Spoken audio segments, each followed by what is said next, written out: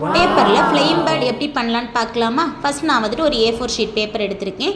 அதை வந்துட்டு 4 பக்கம் சேம் அளவாக இருக்கிற மாதிரி மடக்கிட்டு எக்ஸ்ட்ரா இருக்கிற பீஸை கட் பண்ணி எடுத்திருக்கேன். இந்த கட் பண்ண பீஸ் நமக்கு தேவை, தனியாக வச்சிடலாம். இந்த பீஸை மறுபடியும் முக்கோண ஷேப்பில் மடக்கிட்டு அதையுமே பாதியாக கட் பண்ணி எடுத்திருக்கேன்.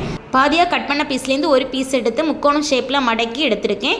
இன்னொரு பாதி பீஸ்லேருந்து குட்டியாக ரவுண்ட் ஷேப்பில் கட் பண்ணி 2 பீஸ் எடுத்து வச்சுருக்கேன்.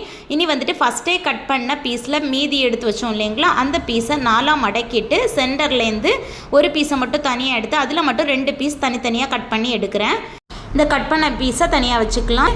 கட் பண்ணாது இருக்கிற பீஸை எடுத்து இன்னொரு நம்ம முக்கோண ஷேப்பில் மடித்து வச்சுருக்கிற இந்த ஷீட்டை 2 சைடுமே க்ளூ அப்ளை பண்ணிவிட்டு இந்த சென்டரில் வச்சு ஒட்டி விட்டுக்கிறேன். இனி லாஸ்ட் எண்டு பகுதியில் 1.5 சென்டிமீட்டர் கேப் விட்டு மார்க் பண்ணியிருக்கேன்.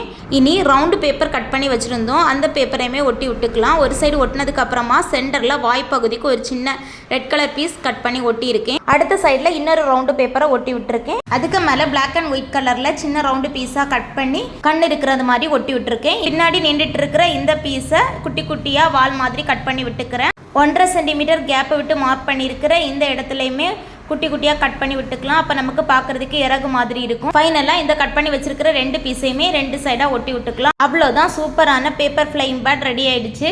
இந்த வீடியோ பிடிச்சிருக்குன்னா கமெண்ட் பண்ணுங்கள், மறக்காமல் லைக் பண்ணிக்கோங்க. தேங்க்ஸ் ஃபார் வாட்சிங்.